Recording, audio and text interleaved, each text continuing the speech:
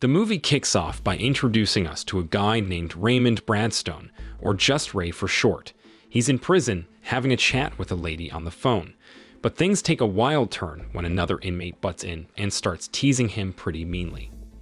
Ray, being the strong dude, could have easily knocked this stranger out with a single punch. Fast forward a few days, and Ray's finally a free man after doing time for a bunch of years. Before he walks out the prison doors, he hands some books he'd been reading to the prison boss. Then, outside the prison walls, Ray shoots a question at the warden. He asks what most folks do when they get out of the slammer. The warden says most folks who've just been released from prison tend to do some pretty foolish and silly stuff. Not too long after Ray got out of prison, this guy named LaRue showed up. LaRue was Ray's partner in a robbery they did a while back. He wanted Ray to help him rob a bank and even pushed him to get in his car. Ray, who was ignoring LaRue at first, suddenly decided to hop in the car. But he didn't do it to go along with LaRue's plan. Nope, he was planning to take the car and ditch LaRue. Later that night, Ray kept gazing at a photo of his wife and daughter. He really hoped he'd get to see them again soon. He was dead set on turning his life around, leaving all the bad stuff in the past, and becoming a good husband and dad for his family. The very next day, Ray went to see his wife, Lynn Bradstone, and his daughter, Sally Bradstone.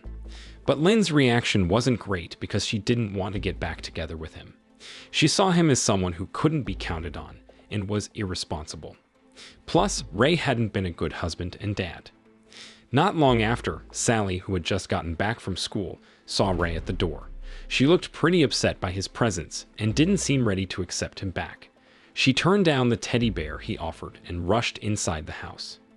The following day, Ray went to Sally's school to say sorry, hoping she'd give him another chance. But Sally was still upset about what Ray had done and couldn't forgive him.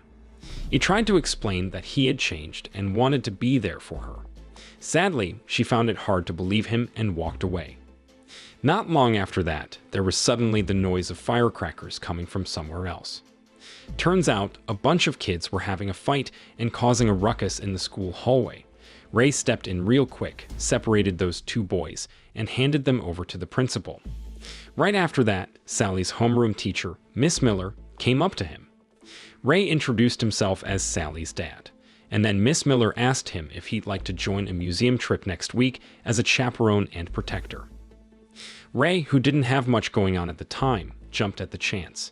He figured it would be a way to spend more time with his daughter. But when Sally heard this, she didn't seem too thrilled and just walked off. Later in the evening, LaRue showed up at Ray's place for a chat. LaRue said he wouldn't rat Ray out for stealing the car if he agreed to be part of a bank robbery in a few days. Ray got really mad and turned down LaRue's offer. After all, LaRue had double-crossed him and landed him in prison for a bunch of years. But LaRue kept on bugging him, trying to make him join the gang. Ray was so ticked off that he almost did something real bad to LaRue. The following day, Ray went back to his wife's place to see Lynn and Sally. But it was the same old story. He got rejected again.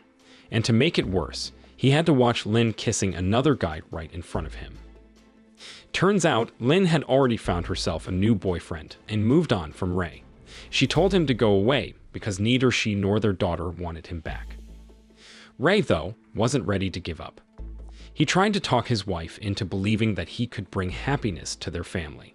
Lynn shot back, saying Ray couldn't make their lives better with no money and no job. That hit Ray hard, so he figured he needed to hustle and make some cash for his family pronto. He started looking for work in a bunch of places, but it wasn't easy with his criminal record. A bunch of places turned him down as soon as they saw his application with that record. After a whole day of trying, Ray still couldn't snag a job, and things got even worse when he found out his apartment had caught fire. At night, Ray, feeling pretty hopeless, finally gave in and decided to join LaRue's crew, who were gearing up for a bank heist. The next day, LaRue put his robbery plan into motion at a big bank with Ray and two of his guys. LaRue told Ray to stay in the car while they went in to do the robbery. As Ray waited in the car, he happened to spot Sally and her pals heading to the museum for a school trip. It brought back memories of the good times he used to have with Sally. All those memories made Ray realize that what he was doing right now was really dumb. If he got caught, he'd end up in prison for a long time and wouldn't be able to see Sally for ages. So, Ray decided to drop the whole robbery idea and chucked the car keys into the bushes. After that, Ray hopped onto the bus with the students, joining them on a field trip to the dinosaur museum. When Sally saw Ray on the bus, she tried to get him to leave, but he just ignored her and insisted on staying. Meanwhile, over with Laru and his crew, they managed to grab the money and hopped into their car, only to discover that Ray had split, taking the car keys with him. They had to make a run for it with the stolen cash before the cops caught them. Unfortunately, Laru's buddy, Domo, got separated and accidentally dropped the money bag among a pile of student bags. Domo freaked out and took off, leaving the bag with the students' stuff. Laru and his crew were pretty disappointed and ticked off at him, but they had to split and hide from the cops. As for Domo, he kept running from the police and ended up in a car crash, passing out. Laru and his crew swiped a car to chase down the school bus, carrying a suitcase full of their stolen cash. Unfortunately, they lost sight of it when they accidentally crashed into a truck up ahead. On the flip side, Domo, who had woken up in the hospital, had a chat with the police. He says about everyone involved in the bank heist. The cops learned from Domo that the stolen money was stashed on a school bus parked near the bank. After a few hours on the road, Ray and the students finally made it to the dinosaur museum. When he found out that the tour guide who was supposed to lead them was sick, Ray stepped up and offered to be the group's guide. He knew a ton about dinosaurs from all the books he'd read while he was in prison. In a little while, Ray figured out that Laru and his crew had made it to the museum. So, he told the students to hustle back to the school bus. Meanwhile, Ray planned to lead Laru and his gang into the restroom so he could talk some sense into them. He wanted to make it clear that he was done with their shady business. But Laru's buddies said that the stolen money was on the school bus and asked him to grab it.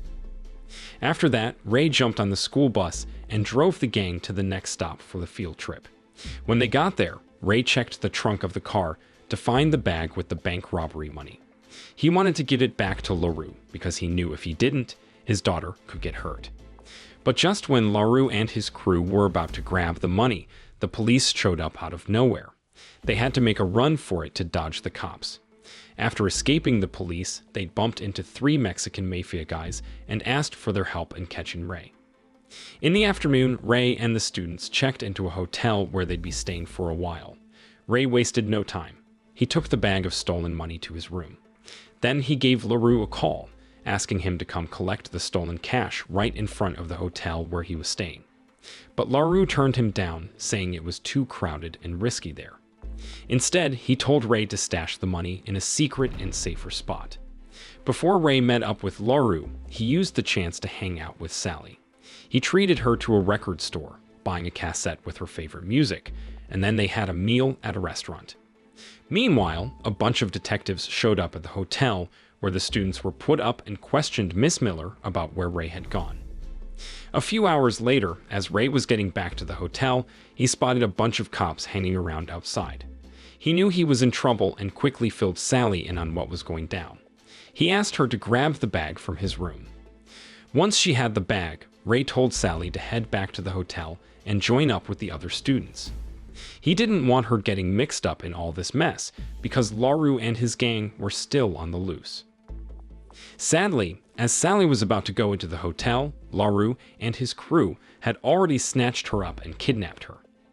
Meanwhile, Ray had reached the spot Laru had mentioned, and out of nowhere, he had to deal with the Mexican mafia, who were ready to attack. Luckily, Ray's fighting skills came in handy, and he managed to take them down one by one without much trouble. Soon after, Ray got a call from Laru, who dropped the bombshell that he kidnapped Sally. Ray was seething with anger, but warned Laru not to harm his daughter. Laru instructed Ray to take the stolen money to a hidden spot for an exchange. Ray quickly hopped into a taxi and headed to the location Laru had given him. Before getting out of the cab, he made sure to tell the driver to speed away once Sally was safely inside. After a successful escape, Sally finally made it back to the hotel unharmed. However, when Sally realized her dad was still in danger, she decided to track him down and give him a hand. She enlisted the help of her 3 pals, Josh, Benny, and Simon. Simon used his phone to trace her father's location, while Benny pulled off a distraction with firecrackers to divert the attention of the police, allowing them to leave the hotel. On the flip side, Ray found himself in a tight spot, held hostage by LaRue and his gang. They thought they had the bag with the stolen loot, but Ray had tricked them with a fake bag containing a doll. LaRue kept on beating Ray, hoping to force him to spill the beans about where he'd hidden the real money. But Ray stayed strong and didn't say a word. Before long, Sally and her buddies arrived at the scene and split up to take on LaRue and his crew. Meanwhile, Ray tried to get in touch with a friend who happened to be a radio announcer. This broadcast eventually tipped off the police about his whereabouts.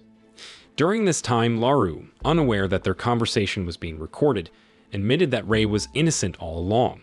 He had just been trying to use Ray to his advantage. Right around the same time, the police showed up and nabbed LaRue and his crew. Ray was in the clear because he'd been on the bus with the students when the robbery took place. Before long, Lynn arrived to check on Sally. It was the moment when Ray could finally show his wife that he'd become a dependable and improved person. And that's the end of the story. So the moral of the story is, if you find yourself stuck in a wacky adventure with bank robbers, dinosaurs, and Mexican mafia, remember this: don't join the bad guys, be a hero for your family, and always keep a rubber chicken in your pocket, just in case.